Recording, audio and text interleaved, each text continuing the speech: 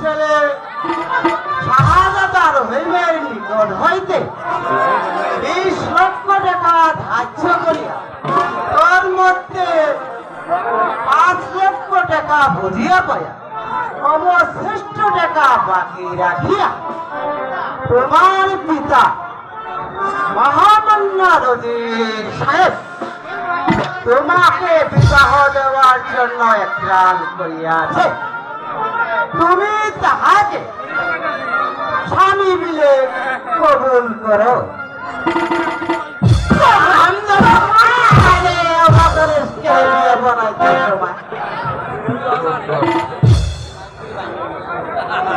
আপনারা সবাই শুনছেন তো?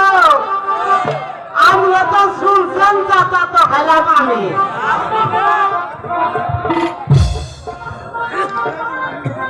নয়রাজপুরে রজির কন্যা মুসাম্মদ উফরান খাতুন আপনার দেওয়া 20 লক্ষ টাকা দেনমোহর ধার্য করিয়া তোর মধ্যে 5 লক্ষ টাকা বুঝিয়া পাইয়া অবশিষ্ট টাকা বাকি রাখিয়া আপনার ছেলেকে স্বামী বলে কবুল করেছে।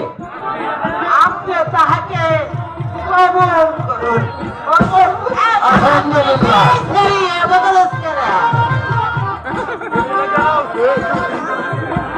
মহারাজ, আপনার সকলে এই বিয়ের মুনাজাত করেন, মুখ দিয়ে তো সবাই বলেন আল্লাহুম্মা আমিন। আবার বলেন আল্লাহুম্মা আমিন। আল্লাহুম্মা আমিন। আপনারা বুঝনা কিছু জানলেন না, কিছু বুঝলাম না। 12 দিনের ছেলের সঙ্গে 12 বছরের কন্যা বিয়ে করাইয়া দিলাম। আল্লাহ, তুমি ওদেরকে মহাপ্রভুর সাথে আদবের সাথে সংসার করার তৌফিক দান করো। একটু জোরে বলেন আমিন।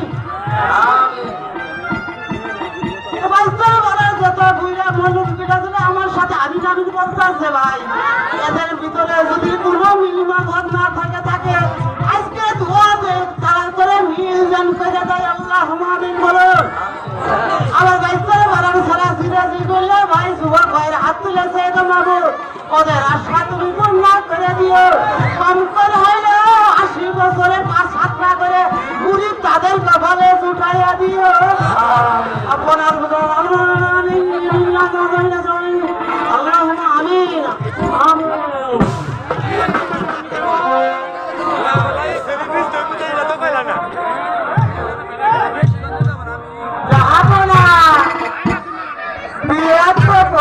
দিলাম, এবার আমাকে বিদায় করুন।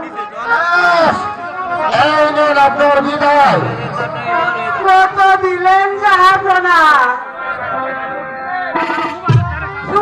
10 টাকা নোট দিচ্ছেন দেখছি। 500 কে ফিরে দিয়ে যাইমনি যাই কইলাম আসসালামু আলাইকুম। যাই কইলাম আসসালামু আলাইকুম। বাংলাদেশে থেকে চল আমার কেউ ছিল না। দেখেন তো ভাই, 3.5 দিনের পথে সে পড়েছি।